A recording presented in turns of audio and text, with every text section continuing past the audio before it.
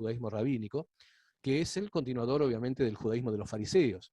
Acá tenemos que recordar un aspecto histórico. Los fariseos son un grupo, o incluso una parte de ellos, un grupo que sobrevivió luego de la destrucción del Templo de Jerusalén, y a los efectos de mantener la llamada Pax Romana, hicieron un pacto con los romanos y se mantuvieron como los líderes religiosos de los judíos, eh, pactando con ellos, como les digo, y llevando que los judíos, o buscando que los judíos no se rebelaran en contra de Roma. Sirvieron como una especie de factor de contención del descontento, del intento de venganza judío por la destrucción del templo. A la vez que se transformaron en esta especie de contención con el aval de los romanos, lo cual alguien puede pensar que es correcto, alguien puede pensar que es incorrecto, alguien puede pensar que son traidores o no, eso no nos tiene que importar. Lo interesante es que esta gente, al haber pactado con los romanos, se transformaron en supuestamente la voz de los judíos, la voz religiosa de los judíos. Y a partir de ser la supuesta voz de los judíos y encontrarse en la dispersión, es que uno de sus llamados sabios, Gilel II, estableció un calendario artificial con meses ficticios, los cuales ya hemos charlado en otro momento, y con comienzos de mes y final de mes y cantidades de días en el mes arreglados antes de lo que pudiera verse en la realidad. Por eso ellos tienen un calendario establecido, el cual difiere muchas veces del calendario real de lo que actualmente puede verse en Jerusalén. Esto pudo haber tenido un gran valor en los tiempos en los cuales el pueblo no tenía la posesión de Jerusalén. En los tiempos, por ejemplo, en el cual el pueblo no podía ver la maduración de la vid en Jerusalén, la maduración de la cebada en Israel, perdón, no solamente en Jerusalén. Esto pudo haber tenido un valor como para mantener la cohesión del pueblo y para mantener la identidad religiosa. Pero hoy, que ya desde el año 1967, que las tropas del Sahel, del ejército de Israel, reconquistaron Jerusalén, cumpliendo la profecía que hablaba de que Jerusalén dejaría de ser pisoteada por los gentiles, desde el momento que se tomó el control de Jerusalén, ahora es posible ver la luna. Ya este calendario ficticio no tendría razón de ser. Ahora bien, esto que han hecho ellos, ¿es en la actualidad conforme a la voluntad de Yahweh? Y obviamente no. Cuando uno lee Éxodo capítulo 12, versículos 1 y 2, se establece cuál es el primero de los meses, lo cual es el mes de la Aviv. ¿Por qué digo esto? Porque obviamente ustedes saben que el judaísmo rabínico, continuador del judaísmo farisaico, establece que el primer día de este mes va a ser lo que ellos llaman Rosh Hashanah, ¿sí? La cabeza del año. Por eso celebran y festejan el Año Nuevo. Obviamente, ¿qué es lo que cree el judaísmo rabínico? Bueno, una mezcla de verdades bíblicas con paganismo y rituales inventados por el hombre que tantas veces hablamos, llamadas alajot y takanot. Preceptos que obviamente, aun cuando no son mandatos bíblicos, ellos, por el poder religioso que tienen, le acuerdan fuerza de autoridad para con su gente. Y como las personas que asisten a las sinagogas no leen las escrituras, porque vamos a ser francos, quizás ustedes crean, o alguien que escuche este audio crea que los judíos son personas tremendamente religiosas, y es muy raro encontrar un judío que realmente lea la Torá, que lea la Biblia, o que haya leído alguna vez a uno solo de los profetas. En la realidad son como cualquier practicante de cualquier religión, como un católico, como un ortodoxo. Si ustedes me muestran un católico que haya leído completamente la Biblia, les puedo decir que son puntuales, son escogidos. E incluso creo que uno de ellos lo tenemos entre este grupo, ¿verdad? Una persona que leyó completamente la Biblia y eso la llevó, sé que es una mujer, la llevó a un entendimiento de las escrituras y apartarse de la idolatría.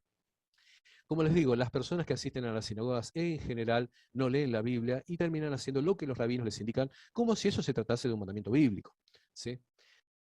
Desgraciadamente hay muchos grupos judíos mesiánicos que siguen la voluntad de los rabinos por la frasecita llena de veneno que dice que eso está prescrito por un tribunal de sabios que tiene autoridad. Y bajo ese argumento repiten cualquier tontería que diga un rabino y la proclaman. Bueno, el judaísmo rabínico cree que en lo que ellos llaman Rosh Hashanah fueron creados el hombre y la mujer. Nosotros sabemos que específicamente la mujer fue creada después del hombre, pero quizás, bueno, está bien, esto pueda entenderse como el texto de que varón y hembra los creó, ¿sí? O sea que obviamente Dios creó al hombre conteniendo dentro de la mujer. También el judaísmo rabínico cree que entre Yom Teruah, o sea, el día del toque de las trompetas, y Yom Kippur, el día del perdón, se producen los llamados días de expiación, los Yamim Noraim. Pero hay que tener presente que Yom Kippur es el único día de expiación. Como les digo, ellos mezclan verdades con mentiras, Pero aún en esto, aún cuando haya mentiras, hay ciertas verdades. Y les voy a comentar algo, yo ya lo he dicho otros años, pero como sé que hay gente nueva que está escuchando este audio, ellos, por ejemplo, los judíos rabínicos, mantienen lo que se llama el Sidur de Rosh Hashanah. ¿Qué es un Sidur? Un Sidur es un libro de oraciones.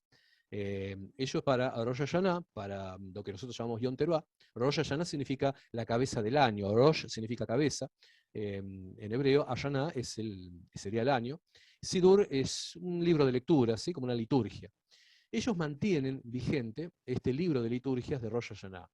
Y la importancia de que ellos hagan esto es porque en el día de Rosh Hashanah, en la sinagoga, en la Beit Knesset, los judíos tienen la obligación de hacer una oración. Y yo sé que la he leído otros años, sé que lo he comentado, escrito sobre esto, pero me parece importante que ustedes escuchen esta oración. Obviamente la voy a hacer en castellano. Escuchen lo que dice esta oración, porque ellos tienen la obligación de decirla y la dicen.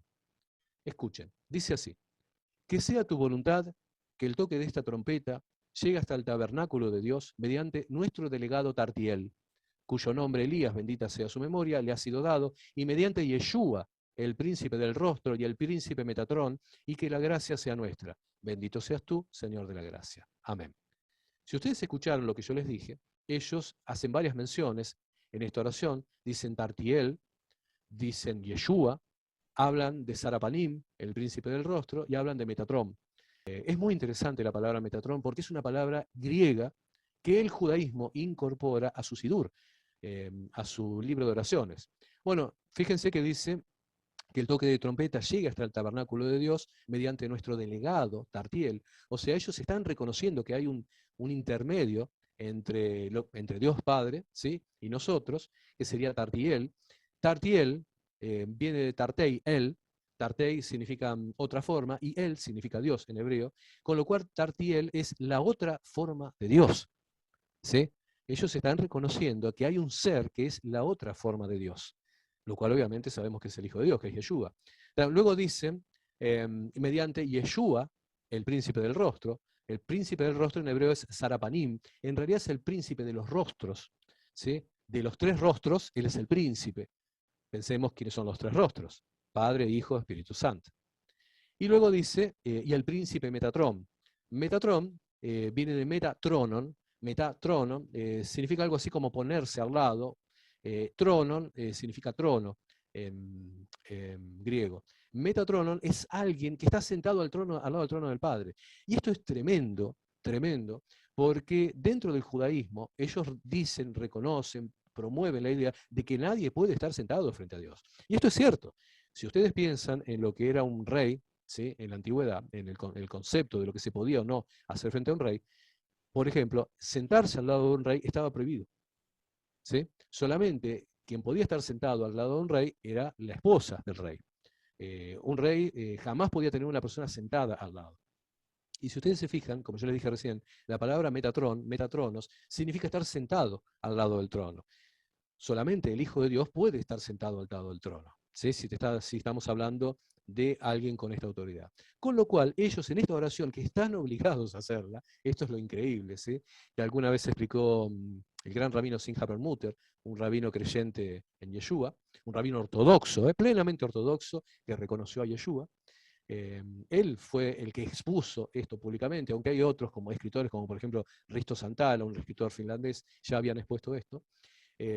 Fíjense que ellos están obligados a decirlo y dicen Yeshua, dicen Sarapanim, dicen Metatrón y dicen Tartiel, que son todos nombres del Hijo de Dios.